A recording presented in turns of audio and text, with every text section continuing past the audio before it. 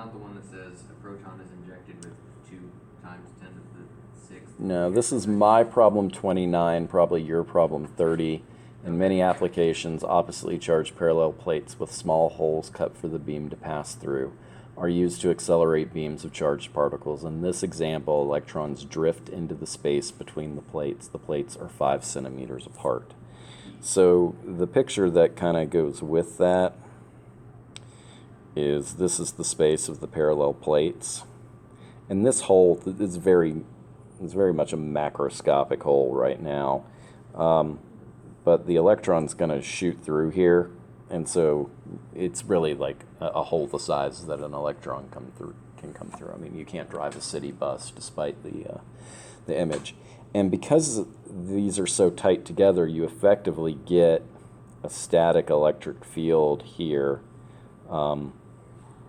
between these two plates, like we looked at back in the electric field section with Gauss's law. The question, though, is if the electron, let's see, they are saying that it drifts into the space between the two plates, so it's not injected. It could be, but so it just kind of shows up. But then when it leaves, it's no longer drifting. It has a device. The device speeds it up to 2 times 10 to the 6th the meters per second, so it's accelerated forward. So that would tell me that the electric field in this region, because it is an electron, a positive particle would be slowed down if it was a positive particle entering this area. It's speeding up because it's a negative particle. So for a positive one to slow down, our electric field would point this way. Let me change that color up a little bit. So you can see that the electric field's pointing that way, which means that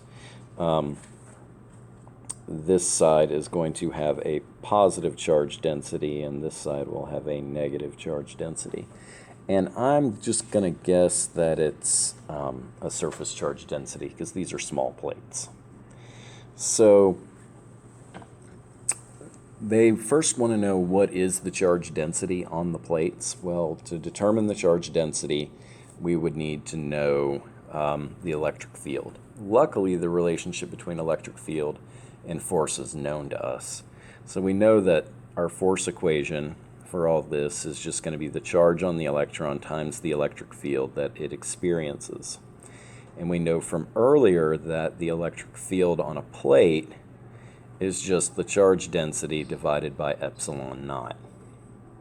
So knowing those two things, and that this is equal to the mass times the acceleration of the electron, we can then combine what we know here with what we know here and make a substitution. So that relationship is going to end up looking like the charged particle times the surface charge density divided by epsilon naught is equal to the mass of the particle times its acceleration. So we're doing pretty good. You know, they want to know what's the charge density. So the charge density would be ma epsilon naught over q. So symbolically, we're done. However, we want a numerical answer. So what we're going to need to do, because m is a constant, q is a constant, and epsilon naught are constants, is we're going to have to find a value for a. We're going to do that kinematically. So we've been told that this is 5 centimeters. So we have a distance, and then we have an exit velocity as well. We know the velocity when it comes out.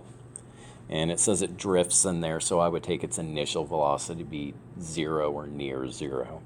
So if we look at our classic kinematic setup, I could take event 1, and I could say that event 1 is, you know, when it drifts in. And I could have T1, R1, V1, and an acceleration.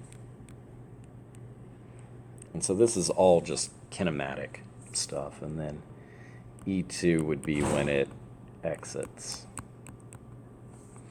So when it exits, that would be at T2 after traveling a distance R2 with its exit velocity. So we know that this is 5 centimeters. We were told that this is 2 e to the 6th meters per second. Because it's drifting in there, I'm going to say that's nearly 0. I'm going to take my leftmost plate to be 0 meters or 0 centimeters. And so this is just a really classic, simple kinematic problem. The only bad part I'm going to say is that it's going to require me to use both equations to find the acceleration, because this acceleration right here is ultimately this acceleration right here over there on the right. So once I have a number for that, I'm golden. I can just plug it in and calculate the charge density, and then go from there. So we can set up the kinematics. This isn't a class on kinematics. You've done that before, so I'm not going to necessarily take the time to do that right now. What I will do is pause. So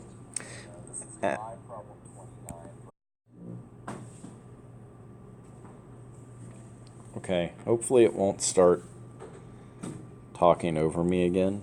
That was a mistake. But we were able to find an acceleration of 4 e to the 13th meters per second. So that's a huge acceleration. But, it'll just go right nicely in there with all the other huge exponent numbers we have, or small exponent numbers, depending on how you feel about it. Recall that the mass on an electron, in trying to determine sigma, that's going to be 911 e to the negative 31st kilograms. And then we'll go ahead and multiply that by our acceleration, 4 e to the 13th meters per second squared. We will divide that by the charge on an electron, 1.6 e to the negative 19th coulombs. And then the last bit is this value for epsilon naught. And epsilon naught, that piece right here, would come down, and epsilon naught, I gotta squeeze it in up here, I'm not gonna be able to write it down, is 8.85 e to the negative 12th. And the units on that, of course, are going to turn out so that you get coulombs per meter squared. So I'm guessing it's probably got units of things that cancel out kilograms, things that cancel out seconds squared, and meters cubed on the bottom and coulombs on top. So really, really kind of ugly thing. So if you plug all that into your calculator, yeah, we get a charge density of approximately 2.02 e to the negative 9th coulombs. I would just call that 2 nano coulombs. And we'll kind of box that in green here so we can identify it. So that's just kind of messy, but we were able to fit it all in one place, skipping the kinematics. But 2 nanocoulombs is our charge density. And we know that this side is plus 2 nanocoulombs, and this is negative 2 nanocoulombs to set up the electric field the way we want it in that space. Now, we're going to take all that, because it should have been all done at once, and there it is. I'm going to move it way over here, because what we want to talk about in this next piece is this relationship that we derived here, where Q sigma over epsilon naught is equal to mass times acceleration. In determining acceleration, we wound up with a relationship from the kinematics that said that the velocity was equal to was a function of that acceleration.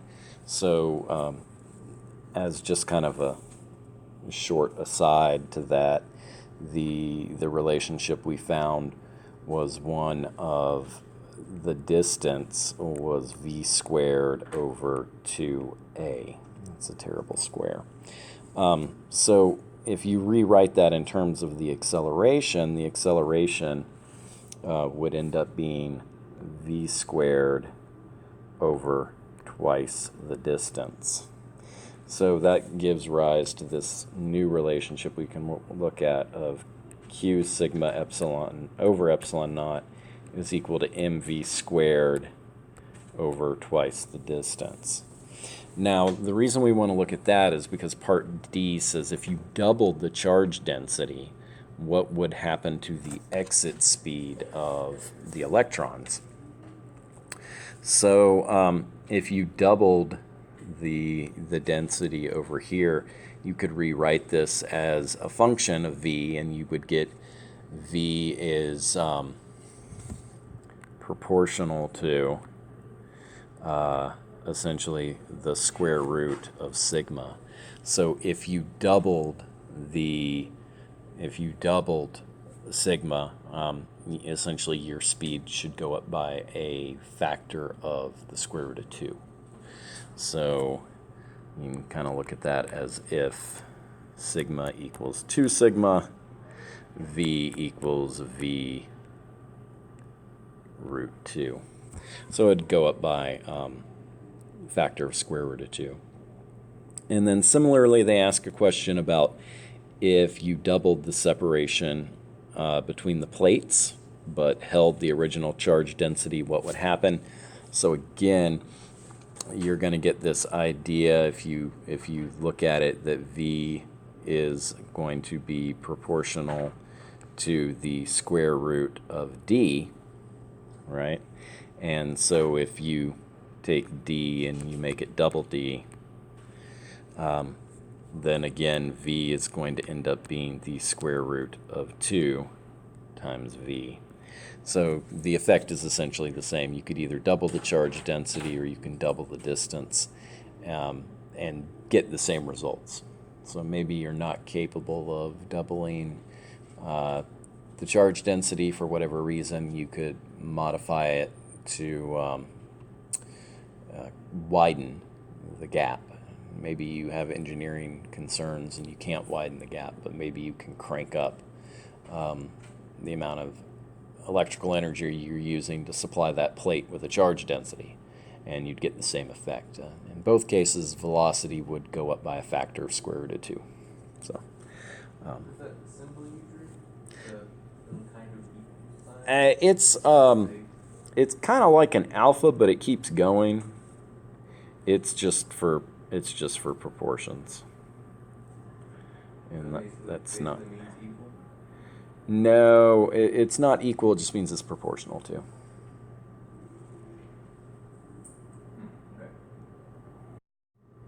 Okay, so let me jump back in here because Gabriel, you remind me of something.